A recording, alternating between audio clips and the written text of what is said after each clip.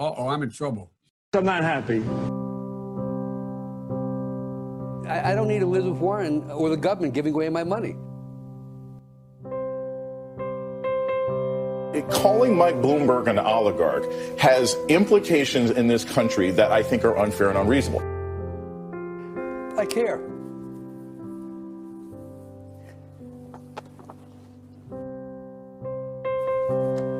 That's it.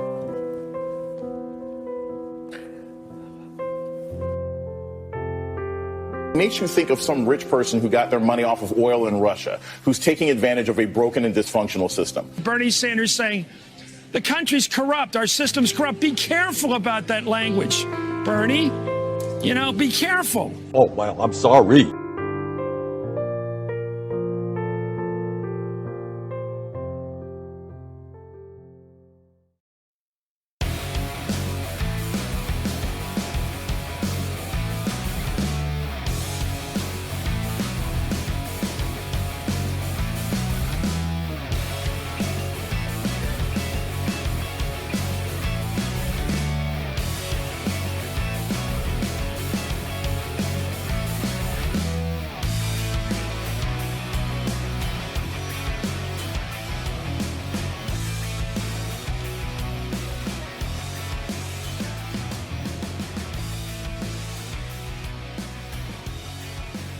Around the nation, Waldorf Nation, everybody, welcome to the show. It is Wednesday, it's midweek. We got a great show for you guys today. We are, of course, going to go through some of the highlights / lowlights of Donald Trump's town hall, in case you had actually known that this was going on, which I did not. Not at the time that it was on air. So this was a town hall, and in it, Donald Trump, of course, says ridiculously false things. So we're going to talk about that. We have him blaming the mask mandate, blaming Biden for not having a mask mandate. That's insane. We've got the reaction from one of Donald Trump's sycophants at Fox News.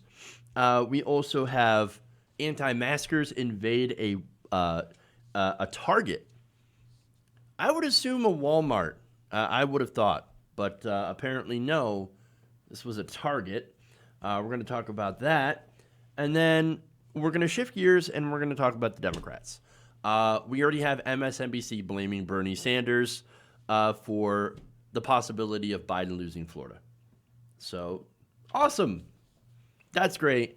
And then we've got Democrats running away from raising taxes on the rich. Of course, right? That's what's going to happen today. We're going to talk about that. So, a lot of good stories, a lot of fun stuff, serious stuff. So, let's do it. Now, before we get started, please like and share the stream. Very helpful if you do. Tango Bango with a super chat says Q is nothing more than the new Nazi party. Pretty much. Speaking of doing Nazi stuff, the ICE story from yesterday, I really would urge everyone to share that around. That's up on my channel.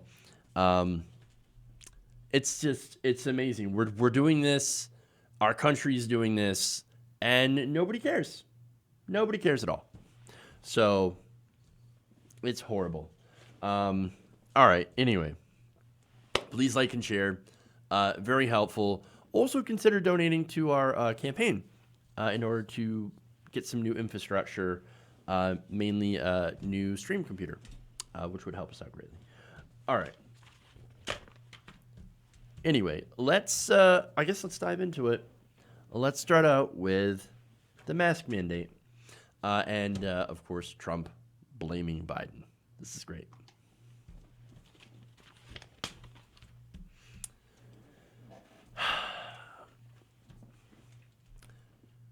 Donald Trump is blaming. Let's start that again. Okay, let's try that again. Donald Trump is blaming President Joe Biden for not instituting a national mask mandate during the coronavirus pandemic. Oh, wait. Oh, hold on. I got that wrong. I'm sorry. President Donald Trump is blaming Joe Biden for the lack of a mandate. And he did so, of course, on ABC News. They said at the Democrat convention they're going to do a national mandate. They never did it because they've checked out and they didn't do it.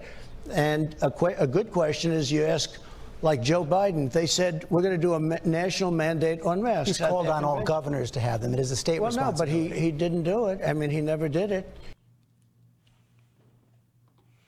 Okay. Joe Biden isn't president. I don't know if you know that, right? Last I checked, it was Donald Trump that's president. I know. No wonder it's confusing, though, because basically Trump is accusing Biden of having power, the power to have a national mask mandate, which, again, the president has the power. Look, again, this man is the dumbest person on the planet. Donald Trump had 6 months, more than 6 months to do a mask mandate, and he didn't. He didn't do it. He didn't do it. Joe Biden hasn't been in power since he was vice president, okay? Way before coronavirus pandemic was even thought of. Nonetheless, the Obama-Biden administration was looking into the possibility of a virus coming out of China and was working with the Chinese government to try to, come up with a plan just in case something like this happened. Donald Trump ended that. Donald Trump disbanded the team that was looking into doing this. And then we are, of course, completely caught off guard. And so Donald Trump, however, as I mentioned, he was literally the president of the United States since before the pandemic. And yes, the pandemic happened while on his watch, and yet he is, for some reason, blaming Joe Biden. It's crazy. It is unbelievable how little responsibility he takes for anything that happens, especially on his watch. And yet, of course, you're going to see MAGA guys are going to twist themselves into tiny little pretzels to try to blame Obama Biden. And it's just, look, sometimes I have to remind myself this is not a parody. Like, this is real life. And in real life, over 200,000 people have died from COVID-19. And yet, here's a president who is an absolute clown blaming somebody who literally did not have power to do anything. I mean, there are no words. There are no words. But it's actually going to get worse because, well, now he's going to go and, of course, do anti-mask rhetoric. Take a look. Now, there is, by the way, a lot of people don't want to wear masks. There are a lot of people think the masks are not good. There are a lot of people. If you look at Dr. Fauci's original statement, you look at a lot of people, CDC, you look at a lot of people's original statement, they said very strongly, George, don't wear masks. Then all of a sudden they went to wear masks. All right, so, hey, there's a reason for that, okay? For one, in the early days, we actually knew less about the transmission of the virus. We didn't know how crucial masks wearing was to slowing the spread of the virus. As our knowledge increased about the subject, since we did study and, we gathered more evidence about what works, what doesn't work, the trends of the virus. When that happens, the recommendations for mask wearing change. If you're an idiot, though, well, then you would look at this and be like, no, you originally said this, and now you're saying this. You must be pushing a political narrative. No, that's how science works. You literally do not understand how science works. And a lot of these people are not just ignorant, but they also do this to push a political narrative. Now, the other factor in this, right, was the shortage of medical-grade masks for health professionals. Now, those are the more heavy-duty N95 masks. They actually do offer more protection than your standard mask. That's why they were reserved for medical professionals. Why? Because they were guaranteed to be exposed to large quantities of viral particles in the air in the hospitals while they're treating COVID patients. They needed these masks more than the average person whose non-medical grade mask, if they were, of course, following social distancing and staying at home as much as possible and only going out to get the essentials and wearing a mask, well, then that normal mask would be enough protection to, protect them from possible viral particles from the person in the grocery store who decides they don't want to wear a mask. Look at it this way, right? N95s protect the user, right? Whereas normal masks try to protect everyone else. And so long as everyone does wear it, it helps to protect and by creating a barrier to prevent those airborne particles that are exhaled in water droplets, right, from escaping into the air, hanging into the air, and then having someone go and breathe that in. It's kind of gross when you think about it, but that's how it works. We're constantly breathing in other people's exhalations. It's kind of gross, but now, like I said, if there are people that are unmasked, it at least helps to prevent some of that, some of those water droplets from getting into your lungs, and it also prevents generally people's exhalations from at least those water droplets from getting through the mask, and therefore, as they're shedding the virus, they're not shedding it all over the place, but inside the mask. That's also why you have to wash your masks pretty often, right? And so that's how I understand how it works. Okay, now the thing is, the N95 mask shortage is over. We've got enough supply now, right? And since we now understand more about the spread, the same medical professionals who, for those reasons, did not push masks before have since changed their position and now have advocated for, in the case of Dr. Fauci, the universal wearing of masks. Now, this isn't some grand conspiracy. This is how science works. This is how the scientific method works, right? Changing your view in regard to the evidence is completely normal. That is the normal part of science. And if you understood how it worked, you'd be like, oh yeah, that makes sense, right?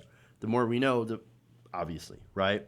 And we need to change our position based on the facts that we know now as we continue to study it more. But now, that said, there's going to be more video here from this town hall.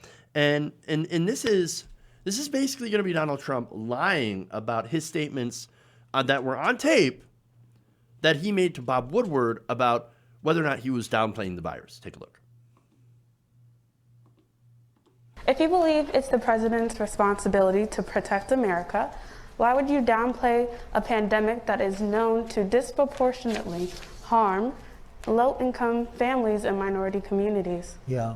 Well, I didn't downplay it. I actually, in many ways, I upplayed it in terms of action. My action was very strong. Yeah, because what I did was with China, I put a ban on. With Europe, I put a ban on. And we would have lost thousands of more people had I not put the ban on. So that was called action, not with the mouth, but in actual fact. We did a very, very good job when we put that ban on. Whether you call it talent or luck, it was very important. So we saved a lot of lives when we did that. Oh my God, he's absolutely unbearable. You could call it talent or luck, but look at what a great job I did with the banning of people from the country, the travel ban. Okay, here's the thing though. Going back to what's important, I upplayed it. What are you talking about? I didn't downplay it. I upplayed the virus, because it really wasn't that big of a deal, but I upplayed it. But wait a minute, we have you in tape saying I downplayed it because I didn't want to create a panic. Those are your exact words. I didn't want to create a panic, so I downplayed it a little bit. We have what we wanted to do. And as far as the travel restrictions on China, right? That was the one thing that he did that his advisors strongly urged him to do. And again, that's it. And since then, he's been pushing the idea that the coronavirus is just a flu, that it's not really that big of a deal, that the lockdowns are completely unnecessary. Remember, he was on Twitter saying free Michigan, okay? Also saying that it's going to go away in the spring. It's going to go away when the weather gets warm. Well, now here we are, all the way in mid-September, summer. I mean, we had summer, temperatures got real warm, but weird. Coronavirus is still here, and it's been here all throughout the summer. And in fact, according to medical professionals, we're on track to have a pretty bad winter and fall season. And so you combine COVID-19 with the annual flu, well, let's just say it's not going to be good. It's going to be very bad. Very bad. All right. But anyway, so as I said, he is a shameless fucking liar. All right. I mean, he's completely gaslighting the American people about COVID-19 and about his actions during the pandemic. There was nothing about it that was strong. Nothing about it that was strong. And not only that, but he's taken no responsibility whatsoever. I mean, look, I don't even blame Donald Trump for COVID-19 coming to America. I think that was pretty much inevitable, right? As it got into pretty much every other country. Because it's, so incredibly virulent and spreads so easily. But I do blame him. I sure as hell blame him for it spreading like wildfire in the United States because we had no plan, no leadership, and we still have no plan. In fact, the country is opening up. Big Ten just announced today that they plan on doing college games. And we're just going on with our lives now as normal. And that's not a good thing. We have just accepted the fact that hundreds of thousands of people will die from this virus. And we as a country collectively, at least a third of the country collectively shrugs their shoulders. I mean, nobody should be surprised, right? It's kind of on brand for a country that lets 45,000 people to die a year without health insurance because they can't afford it. And so why not let thousands more die so that we can go to fucking Applebee's again? No. We live in a sick country. We live in a broken culture. We are so fucked up. And I don't know how to explain to people that we should care about others. And that seems to be like the biggest problem of all is how do you explain that to people? I just don't know. I don't have the answers.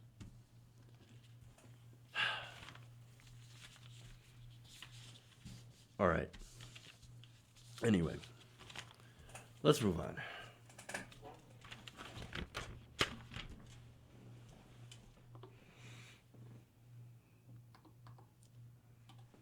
All right. Let's go to the next segment here. Fox News reaction.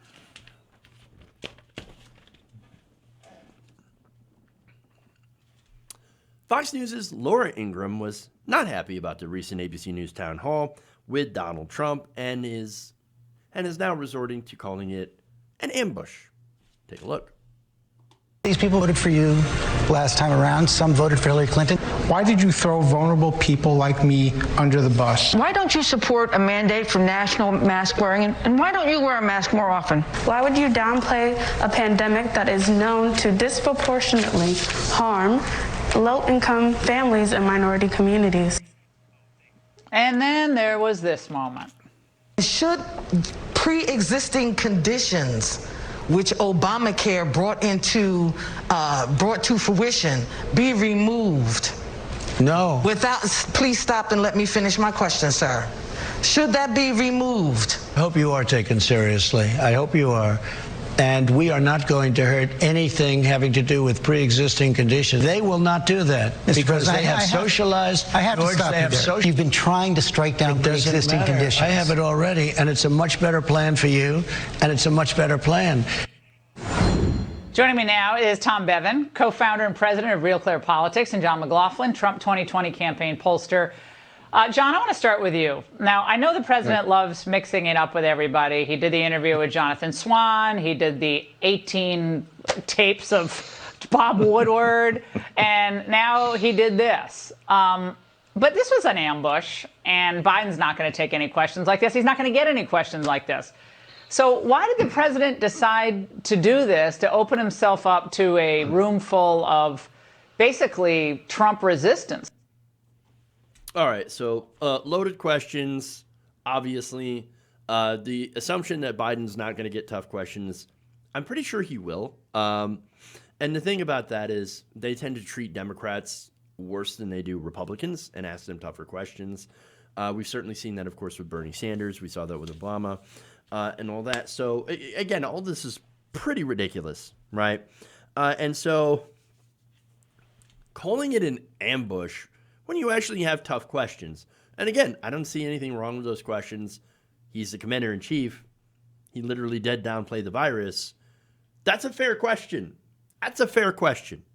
And so, I mean, especially when you look at what Americans are actually concerned about, and how they feel about the virus. In fact, according to most recent polls, the top issue in the 2020 election is the economy, followed immediately by coronavirus. In fact, coronavirus is 20%, according to this poll. Criminal justice and policing, 16%. Race relations, and of course the economy. Now, the economy is also really important, and it's related to COVID because we are in the middle of a recession. The economy question does not look good for Donald Trump, even though for some odd reason, and I don't understand why, it's probably as a result of terrible media, but still, more voters tend to rank Donald Trump as better on the economy, which again doesn't make any goddamn sense. We're in the middle of a recession, and the thing that Donald Trump had done the most was cut taxes for the rich. Doesn't make any sense. Doesn't make any sense. And look, Trump's response to it, as well as Congress, is a reason why the economic hurt has continued. Had we gotten in control of this virus earlier, and this is on Trump really, businesses could have opened up sooner. People could be more, people would be willing to spend more money because they'd have it. And by the way, speaking of people having money, had Congress not taken so many vacations and agreed on a spending plan, a stimulus bill, then people would actually have money to spend. And so as a result of, again, the president as well as Congress's basically dereliction of duty. And I think that's a fair way to point it, to paint it here. That's why we're still in an economic recession with 40 million people that are unemployed. And so that said, right, look at the polling on Trump's response. 56% of Americans disapprove of Donald Trump's response to coronavirus. That's it. I mean, understand that these questions are from regular people. They're representative of how people feel about this virus. So if answering fears and real questions from real human beings is somehow an ambush, well then, hey, I guess anytime that we challenge a politician, it must be an ambush. Well, then let me tell you, I'm in favor of ambushing politicians because I think they should answer these questions. I don't think they should be disconnected from the people, And unfortunately, Laura Ingraham thinks that no, there should be he shouldn't have to answer these questions because, well, obviously they're biased and they're against him, and it's just because it's a room full of, resistance people. That's all it is. It's funny. She just said, well, Trump, he likes mixing it up with the people, right? Well, okay, then why complain about it? Why are you so mad? Unless you are embarrassed about his terrible answers and his terrible performance and just want to make him a victim because, well, that's all he ever is a victim. Isn't that right, Laura? Seems kind of pathetic, really. Seems kind of weak. Very sad. If Donald Trump's such a tough guy, then why are you always complaining that everybody's out to get him? Why is he always complaining that everybody's out to get him? No, it's because they know he's a moron. They know it. And the less he answers tough questions on things like COVID, well, the better off he's going to be in the polls especially. Because, again, it's always about retaining power. And so going on to that, notice how the only thing that Trump really wants to talk about on his own is Joe Biden's gaffes, which are numerous, Biden's mental state, and the so-called riots and BLM. And that's, of course, the polling, because the polling is turned on BLM. Thanks to the media, over half of all Americans believe that or are not in favor of BLM anymore and think that it's just mainly riots and stuff. And that's, again, a result of media, especially local media, who likes to focus on burning buildings. When in reality, about 93% of the protests have been peaceful. And in the rest, many instances, right-wing provocateurs and police ended up instigating that violence. But the riots, they're all they want to talk about on Fox News, right? It's either the riots or how dare people ask Donald Trump a question. And here's what's funny about all that stuff, right? I mean, considering the unrest in a lot of these cities, the protests, that happened under Donald Trump. The recession happened under Donald Trump. All of this is happening under Trump's watch. Maybe Trump has to answer for that because he's president. But of course, reality, facts, they don't matter to people like Donald Trump and for people like Laura Ingraham, who will continue to call everything super, super unfair and biased. She's just another snowflake, just another victim. As always. All right. Moving on here.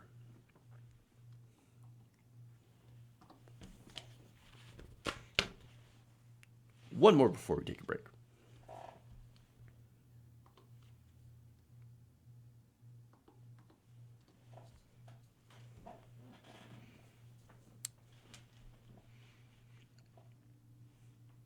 A group of anti-mask Trump supporters were filmed in a viral video parading around a Florida Target, yelling at people to take off their masks. Watch. Take your mask off! Yeah, take it off! You idiot. We're not doing it! Take off your mask! Take it off! Take it off! Take it off! Take it off! We're not stopping it! Yeah, we got someone! Take it off! Take it off! Let me take an example! Just in case you didn't need a reminder that at least a third of the country seems to want to kill the other 2/3, there it is. There it is. Look, here we go again, right, with the anti-maskers. Look, I could go so far as to say, okay, if you don't want to wear a mask, then that's fine. Whatever, right? Yes, you're going to hurt yourself. Yes, you're going to hurt your family. I really don't have to care about you. And what you do in your personal life, so long as you don't hurt anybody else. And that's the thing. That's where these people draw the line. Or I should say cross the line. Because they have went into a Target and started screaming at people to take off their masks while not wearing masks, therefore possibly turning that store into ground zero for a new COVID-19, basically breakout infection, right? And so that's the thing. I really wish that level of energy that they used right there was put into something useful. They could help the homeless. They could protest police brutality. And that's, of course, if they believed it existed. Instead, they're going out of their way to spread the virus, but also encourage everyone else to do so as well. And in case you think, oh, no, it's fine. Only 60% of people died from COVID. It was actually something else that killed them. Did you know that? Yeah, only 6%. Only 6%. They love that number. But, of course, it's misinterpretation of the study. In fact, COVID is actually more deadly when it comes to people with comorbidities. Millions of Americans have them. I think at some point, I read that about half of all Americans have some sort of comorbidity. And so these things make the virus more deadly. If you have diabetes, if you have had cancer, if you've had any sort of autoimmune disorder, anything like that, that makes the virus more deadly. But we also don't talk about what it does to so-called healthy people who end up getting it as well, because not everybody fully recovers.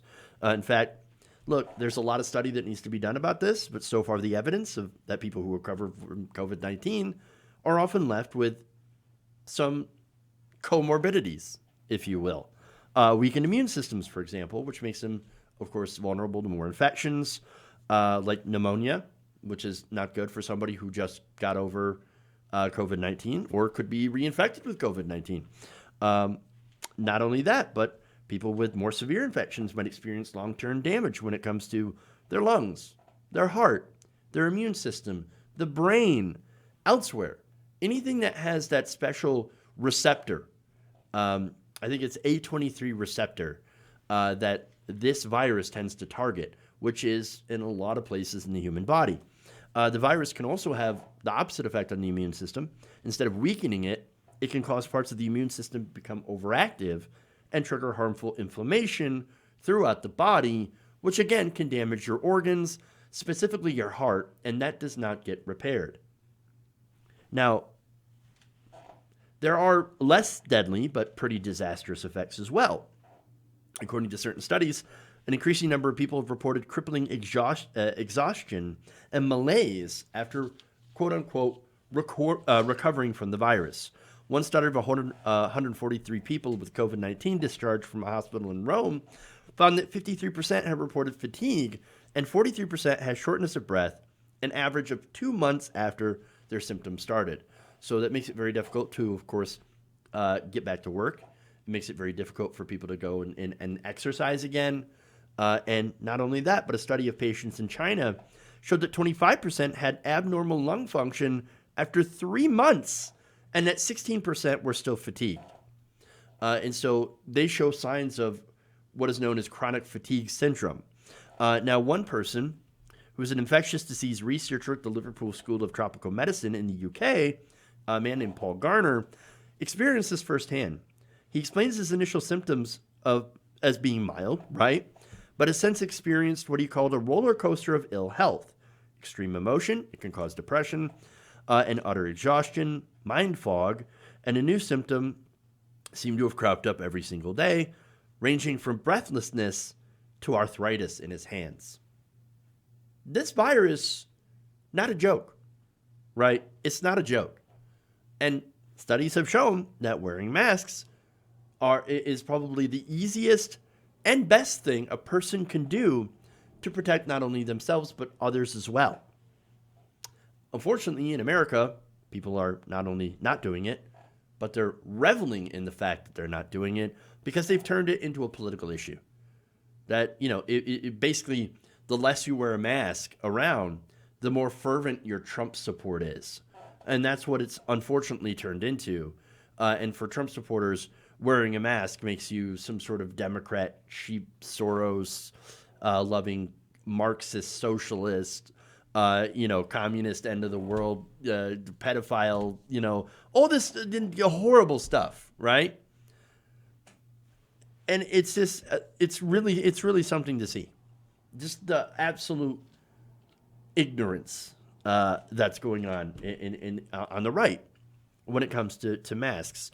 So now, of course, the internet had a pretty strong response to this. People on social media, I want to read some of that. With Christy B saying, these people are the reason I can't go anywhere. I have an autoimmune disease, so I have to be extra careful through this pandemic. Because of others' ignorance, the way I live my life is being completely altered for the foreseeable future. This is what we're doing. We're just keeping people inside that have autoimmune disorders. Just so, your ass can go eat an Applebee's or go to a Target and not have to put on a mask for 2 fucking minutes. It's not like it's that hard. Liz Kirsch says, when I see somebody without a mask, my first thought is, that person doesn't care if I die. It's true. Quincy Claiborne points out, it's always white people. Yeah, I never really ever see an anti-masker who is a person of color. I'm sure some exist out there, but mostly it seems to be Trump-supporting white people. Real weird. Real weird. Ms. VHO says, I think that's the saddest part for me, the fact that they think it's funny. No empathy for all of us with compromised immune systems, the very lowest form of humanity. I agree with that. And then we also have, these people are why I don't go to Florida anymore. They're also the reason that none of us can go to the Bahamas anymore. So that's an interesting point because it's like, this is the reason why other countries won't let us in. I mean, I guess instead of having Mexico build a wall, or pay for a wall between us and Mexico and the rest of the world has seen our ignorance and decided to build a wall around us to keep us from going out. And that's what it basically is. We're pretty much banned from every other country when it comes to travel, thanks to COVID, thanks to Donald Trump, and thanks to these people. So congratulations. I guess that's what you really wanted, is to isolate yourself from the world. Well, there you go. We are the stupid country. Heather Houston says, I think a sizable portion of anti-maskers are motivated first and foremost by the perverse excitement they feel by knowingly endangering others and saying, I don't care about you. Your right to personal safety is not as important to me as my childish impulse to be contrarian. And look, I think she makes a good point. I definitely think that she makes a great point. There is a lot of, and I see this all the time, just this weird desire to quote unquote own the libs. Doesn't make any sense. Doesn't make any sense. And then finally, something to point out here. Dean Gloucester says, how nice for the employees who are risking their health to keep it open for customers. And by the way, these employees are doing it at minimum wage. You know that the cost of not only getting tested for COVID, which I know the government claims that it's free. It's generally not, as we've seen lots of people get charged for testing, sometimes in $2,000 to $3,000. And not to mention, if you have serious side effects, or I should say, if you get seriously ill, which is very, which is very possible with this virus, you can end up in the hospital and rack up hundreds of thousands of dollars in debt. We're the only country where this happens, by the way. Every other country has universal health care, which is much, much cheaper than we have here in this country.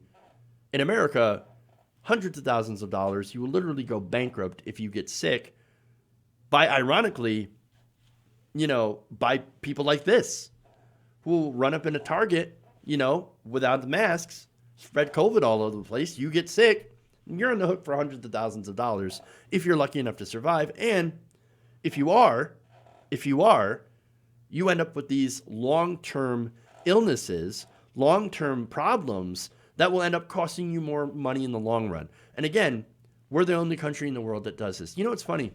I didn't want to bring this up, but I've been pestered on my phone, right, by a health insurance salesman that is trying to sell me health insurance. I was like, you know what?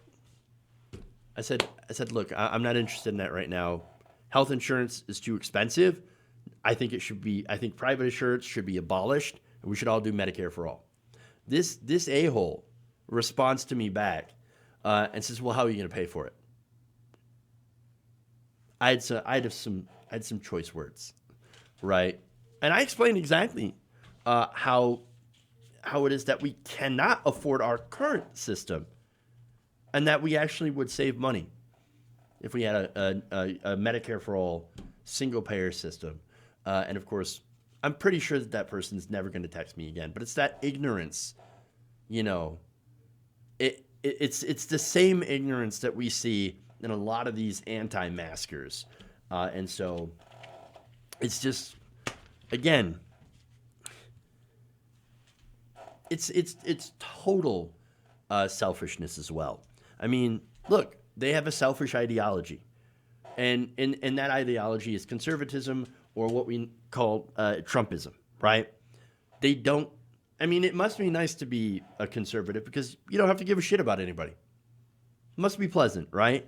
No wonder conservatives are happier overall than liberals. They don't care about other people, and they think, no, that's weak. Weakness is caring about other human beings and having empathy. And it's also why they can write off all the bad things happening in the world as either fake or, not my problem. It doesn't affect me personally.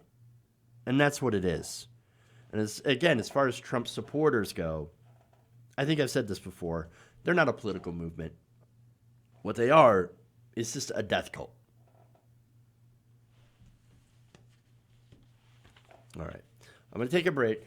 I'll come back. We're going to switch gears, and I'm going to show you how MSNBC is preparing for Biden to lose, at least in the case of Florida. And so we'll do that.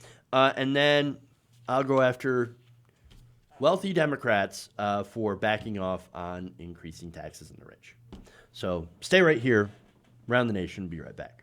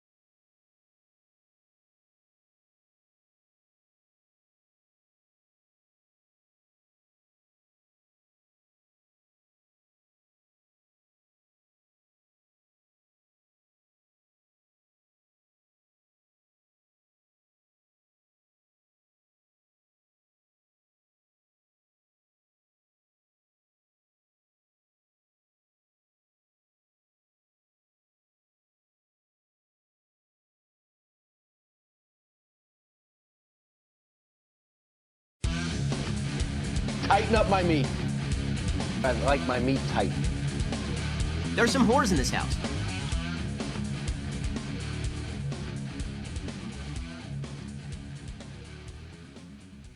Everybody, welcome back to the show. Round the Nation right here. Waldorf Nation, Jeff Waldorf here with you. All right, so a couple of, or I should say one super chat here from SideQuest Eat the Rich. Points out that 1917 through 1923, Red Summer, race massacres. 1918 through 1920, the Spanish flu. So, very important point. All right. Anonymous coronavirus loves this. I'm sure it does. Wet ass P word. Since you guys were asking for it. All right.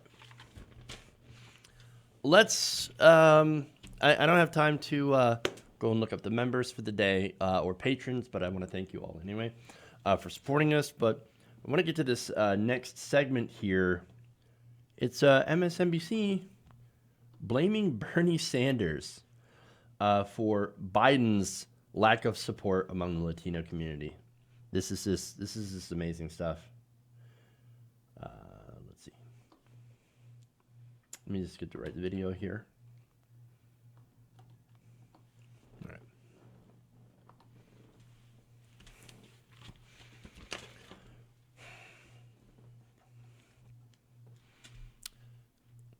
With around 40-something days to go before the election, polls have been starting to tighten up in a lot of battleground states. For example, Florida is a very important swing state. An NBC News Marist poll released last week showed Donald Trump leading among Latinos in Florida, around 50 to 46, which, of course, again, you have a pretty tight race going on in Florida, of which they're basically pulling neck and neck. Another survey of Miami-Dade County voters shared around the same time by Ben Dixon and Amandi International and the Miami Herald. And no, I don't mean Ben Dixon as in Benjamin Dixon. They also gave Donald Trump a slight lead over Biden when it came to Hispanic voters. Now, this, of course, has establishment Democrats in a panic. And so here comes one MSNBC analyst who has who's figured out the person to blame. If I was Joe Biden and I wanted to win the state of Florida, I would not be taking Bernie Sanders' advice. Bernie Sanders is the reason why the socialist label has stuck for some voters on Joe Biden. Bernie Sanders is the reason why a lot of South Florida Hispanics in particular are afraid that the Democratic Party has moved too far to the left, why they're susceptible to this messaging from the Trump campaign that they should fear the Democratic Party. That's why Joe Biden has to reintroduce himself and tell these voters, I am a deal maker. I spent decades in the Senate trying to bring Republicans and Democrats together. I was the guy Barack Obama would send to negotiate with Mitch McConnell. I want to bring this country together. I am not a radical, and nothing in my record indicates that. That's the message that a lot of these Latino voters, people who understandably are concerned with all this talk about socialism, because they left their countries fleeing those ideas and fleeing those kinds of revolutions. So they need to hear from Joe Biden. They need to know who he is. And when it comes to South Florida Hispanics, at least, if I was Joe Biden, I would not be taking Senator Sanders' advice. Well, I mean, good news for you, he's never taken Bernie Sanders' advice. He's not moved left on really any issue. And he's actually one of the most conservative Democrats. He was certainly the most conservative Democrat in the primary. And so now he's an incredibly conservative Democratic nominee. And so, I mean, I guess you don't have anything to worry about. But wow, look at that. Big shocker. Now Biden is not doing as well in the polls. And of course, I believe that it's because he's not courting progressives, it's because he's not being strong enough in his message. But he's not doing well with Latino voters in Florida. And suddenly, well, that's Bernie Sanders' fault because he's quote unquote socialist. And I love the advice too. He's got to prove that he's got to show that he's not a radical. You know what that means? Moving further to the right. Being more conservative, of course. Now, here's, again, the irony, right? Bernie Sanders has been campaigning his ass off for Joe Biden. I really don't think Bernie Sanders is happy to do that. But he made a promise. He said, I'm going to work hard to defeat Donald Trump. And he said in numerous interviews, I don't agree with Joe Biden on his policy. Joe Biden doesn't agree with me on his policy. But I am going to work my ass off to defeat Donald Trump. And Bernie Sanders is a man of his word.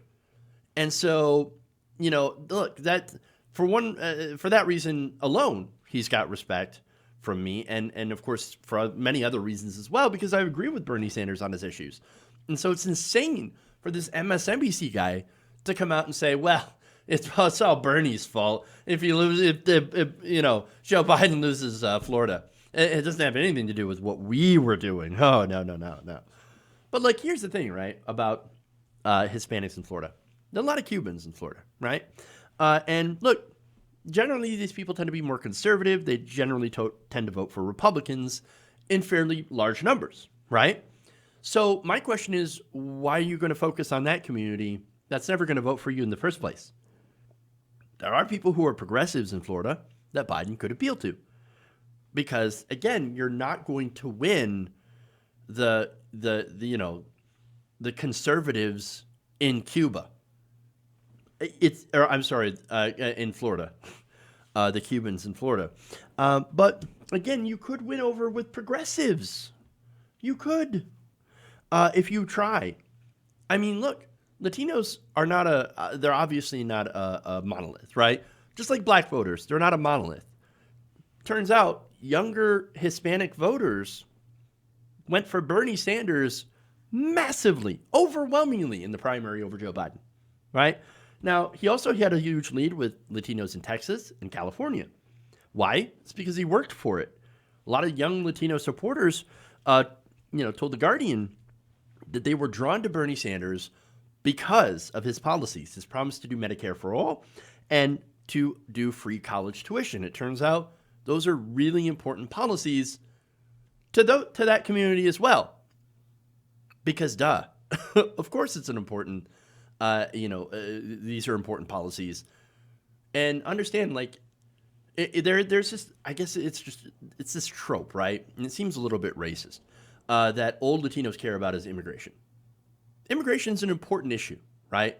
Especially for these communities.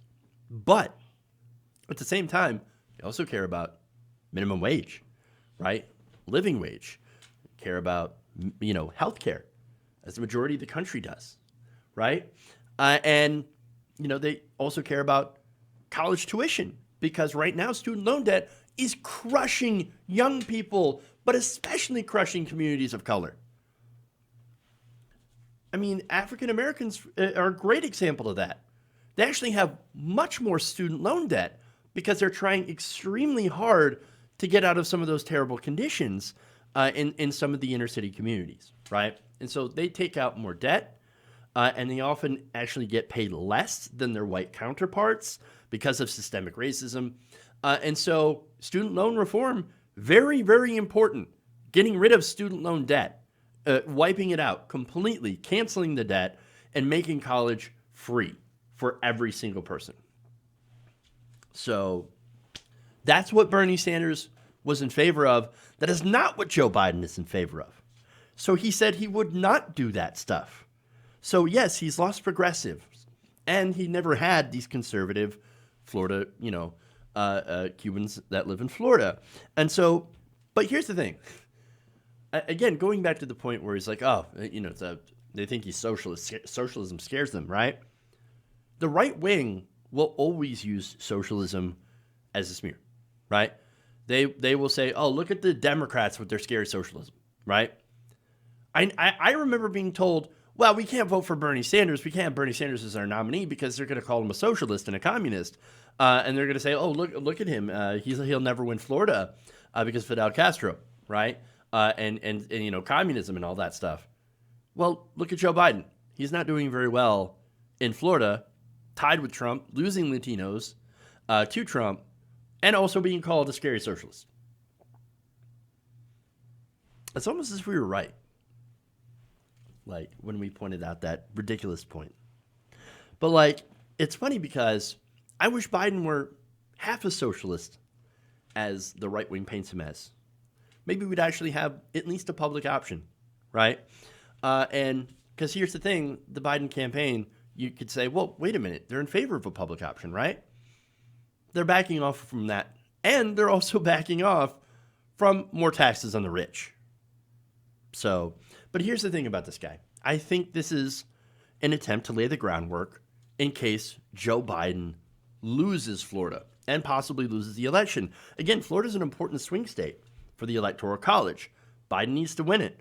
Biden also needs to win states like Pennsylvania, Michigan, Wisconsin. As again, you need the Electoral College. And so, look, this guy is apparently laying the groundwork for Bernie Sanders being quote unquote too left. And I guess Joe Biden not being conservative enough, too involved in the campaign, being, Bernie Sanders, and is making the argument that Biden should go right wing and disavow the person who is campaigning his ass off for him, yet not sharing his agenda at all. I mean, this is what MSNBC has become. I can't stand it anymore. I despise MSNBC. This is nothing more than establishment Democrat propaganda.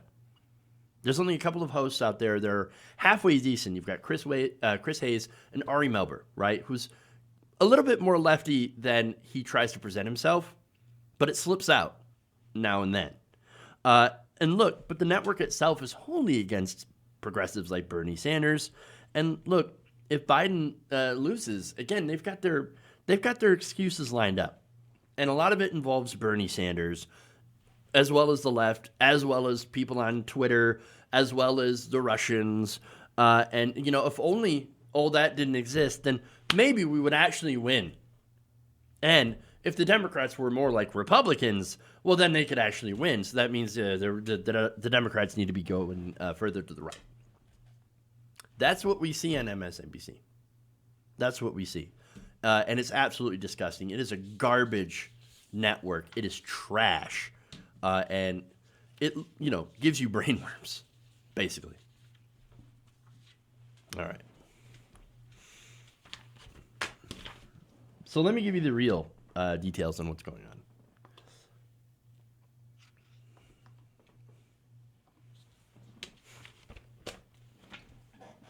All right.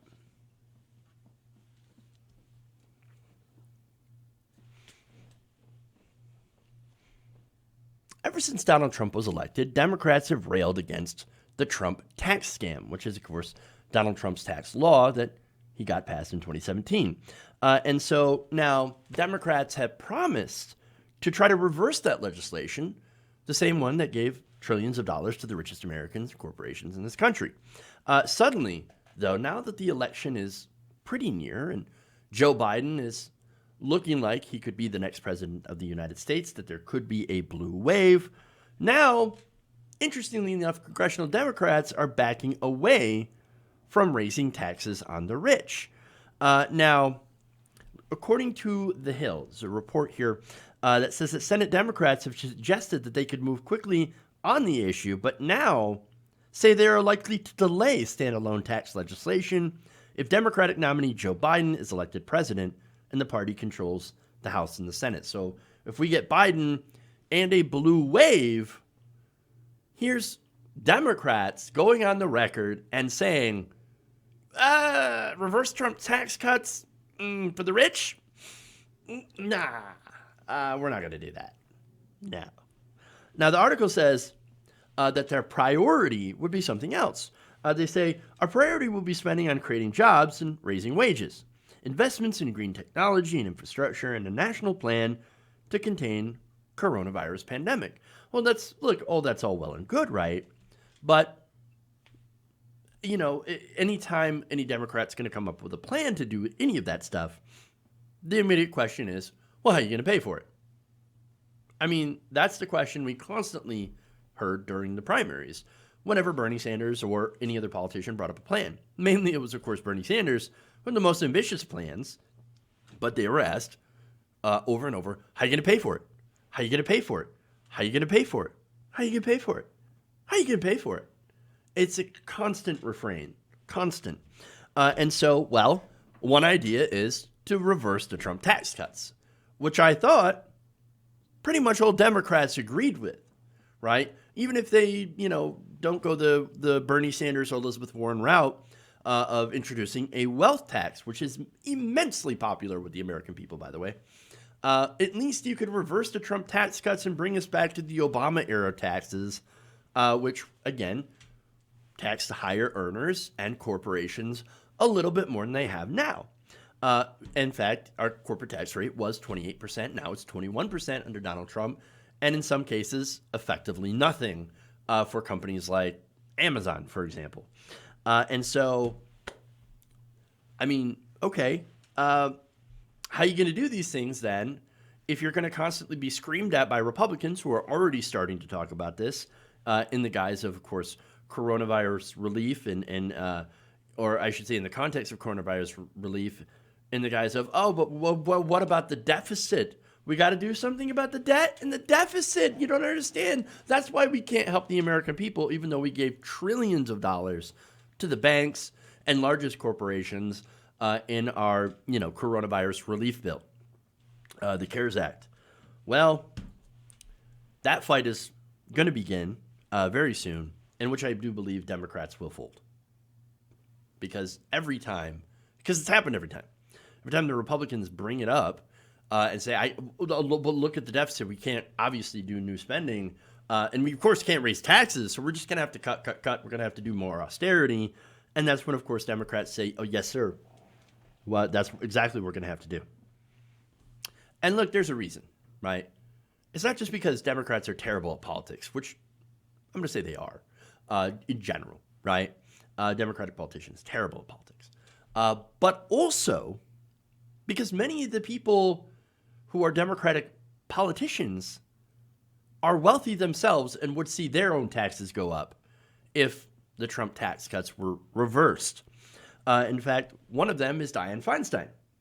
Dianne Feinstein said this, quote, I think we ought to make the decision when we have a better sense of where the economy is going. There's an element of truth to the argument that policymakers shouldn't raise taxes during a recession. Now, look, you shouldn't raise taxes on working Americans, right? On the middle class, on the working class, okay? And so I would agree with that in that context. But the rich, you understand, the rich have actually made a lot of money during this pandemic. The top 20% are doing fantastic. And so they actually have way more wealth than the rest of the country. In fact, the top 1% holds more wealth than the middle class. They own 29% of the wealth, of the $25 trillion of household wealth back in 2016. Probably more now, judging by the way things have gone, especially during the recession when you now have 40 million people that have, lost their jobs or unemployed. A lot of small businesses have closed, but you had big businesses like, for example, Amazon and others, and Zoom, making billions of dollars, billions. I mean, this pandemic has increased the already really, really high levels of economic inequality. But now, of course, Dianne Feinstein, oh man, we got to see where the economy is before we even consider raising taxes on myself, is what it is, because she is a multi-millionaire. And so, yes, she would see those tax increases, and obviously she's not in favor of that. But then you've got Senator Debbie Stabenow. She's a member of the Senate Finance Committee, and of course, she's one of the biggest allies of Chuck Schumer, so she's an establishment Democrat. She said, quote, she has no idea when the Democrats would move a tax package next year if they win control of the White House and the Senate and keep the House. Quote, we have so much on our plate. We've got to deal with COVID and testing. We need to put in place a whole thing to get our arms around the virus and a Recovery Act. Now, a Recovery Act, which, if it's like other Democratic bills in recessions that we've seen before, would massively give just about 99% of all the aid to corporations and the very wealthy. She did say, though, I'm sure a tax piece will be in there somewhere, but number one priority will be COVID. Now, look, again, that's really important, right? Yes, dealing with COVID. You can also, I don't know, deal with COVID and just reverse the Trump tax cuts. It's not like it's really difficult, right? You just go in and you say, oh, Trump Tax Cuts and Jobs Act, gone, repealed, reversed. All right, next order of business, COVID-19. Now we've got more tax revenue projected to come in, and now we can better handle this. Let's do it. They're not doing that, though. No. They say, yeah, we're just too busy to do that. We might get to it, but I'm not going to rush it. I mean, who cares if Amazon makes more money, without paying more taxes or any in taxes? Who cares? But it gets worse. Chris Coons, who's a senator from Delaware, is a Democrat. He's also a prominent ally of Joe Biden. When he was asked about this, his response was laughing out loud and saying, look, if Joe Biden is successful in being elected the next president, it will be because we're in the middle of 3 crises at the same time: a pandemic, a recession, and a renewed focus on racial inequality. He will have the challenge and the mandate to address some of those, but not taxes, but not increasing taxes on the very wealthy and corporations by reversing the Trump tax cuts. Again, which the vast majority of 83% went to the very richest corporations. Now, look, they're talking about, of course, the salt tax, right? Which, of course, Donald Trump got rid of the salt exemption. And look, that primarily does affect places like California and New York. So that's part of their priority, and I'm fine with that. But why are they not just going to repeal the Trump tax cuts? It doesn't make any sense. It doesn't make any sense. But actually it does when you look at how much money Chris Coons and some of these other Democrats have. He's an incredibly wealthy Democrat, and what he's doing is he's laughing in your face. Look, we've got massive economic inequality. People cannot afford their bills. The Democrats can't even muster up the courage to tax the richest people in the world in order to reduce those levels of inequality. They just can't do it. All they're doing is, ironically, they're helping Republicans. That Republican argument that we need to introduce more austerity now, and that we cannot do things like Medicare for all. We cannot do things like a Green New Deal, despite the fact that California is literally on fire right now. But they'll say this: oh, we just can't afford it. We just can't afford it. Look at how much debt we have. And that's why, ironically, we can't raise more revenue through increasing taxes. They're giving cover to Republicans. It's insanity. And by the way, Republicans, they're lying about Joe Biden's tax plan. They're going to call it socialism, right? And you want to know what it does? Well, let me go through some of the details. Freudian slip here. Biden's tax plan raises the top income tax rate on individuals from 37 to 39.6%. Ooh, wow, scary socialism, right? And subjects earnings over $400,000 to Social Security payroll taxes and taxes capital gains at the same rate as other income for people making over $1 million. It also raises the corporate tax rate from 21 to 28%, less than Obama's tax rate for corporations, and increases taxes on foreign profits. And what that is that it's very minor. It's pretty milquetoast, okay? And now it might not even happen. It's amazing. It's amazing. Now, one more thing. There's a comment here from Jim Kessler. Now, Kessler is a former Schumer aide who now serves as executive vice president for policy at Third Way. So you guys know who Third Way is. They're a Democrat, a centrist Democrat think tank, right?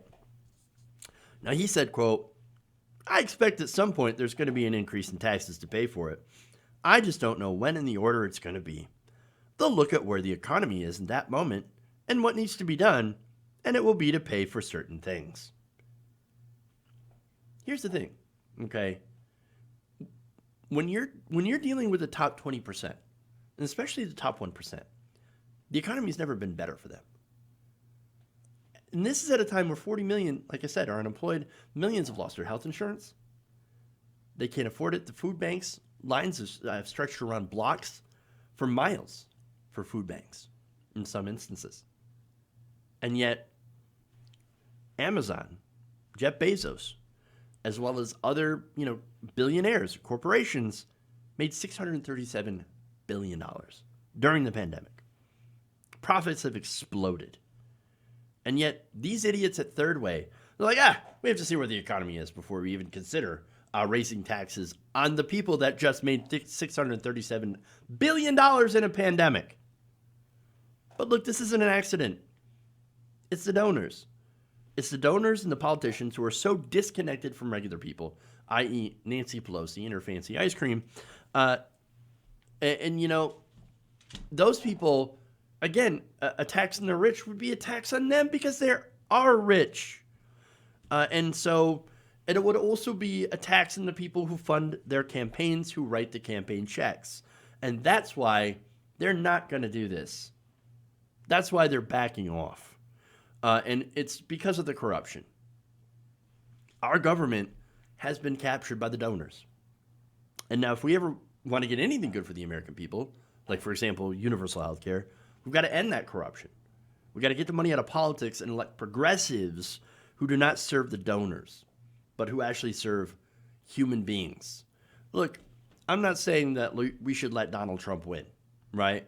I'm not saying that at all. What I am saying is that we've got to end the corruption.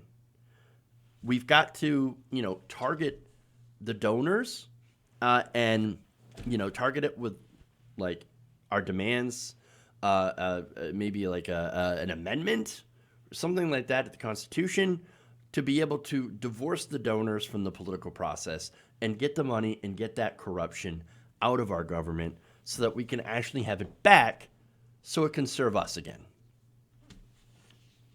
Because if we don't, we're going to continue to see the same thing that we're seeing now, mass levels of corruption. All right.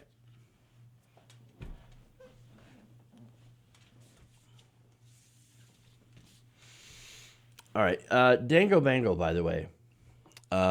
Super chat here says Trump's tax cut was a deal between the parties. I think there were a couple of Democrats that voted for Trump's tax cut, but never even. So.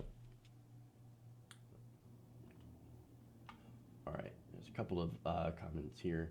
XRP Florida says the better move is to stop whining about Biden. Just realize he's a better choice over Trump. Well, look, here's the thing. I do advocate voting for Joe Biden, especially like if you're in a swing state, okay? But at the same time, it's really important to point out where Biden is not sufficient. And I'm going to do that if Joe Biden wins, and I'm going to do that now. And that's because I'm not going to lie to people. I'm not going to bullshit you guys into, thinking that Biden's an awesome choice. He is the lesser of two evils. And you know what? I'm going to be choosing that lesser of two evils to get rid of the bigger evil and then immediately go after Biden as well. So that's just what we have to do. All right. That's it. Thank you guys for going around the nation with me today. Please like and share the stream if you haven't already. Please subscribe for more videos and more streams. And have a great night. We'll see you guys tomorrow. And remember, change begins with you. Good night, nation. We'll see y'all later.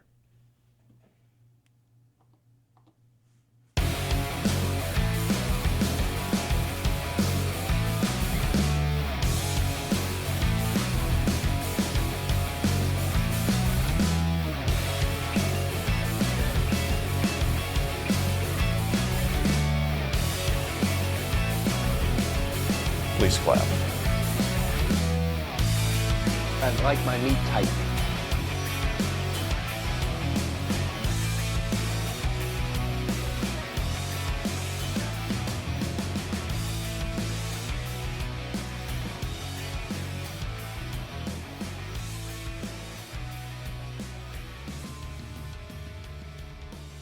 You're kicking me out the door. You're kicking me out the door.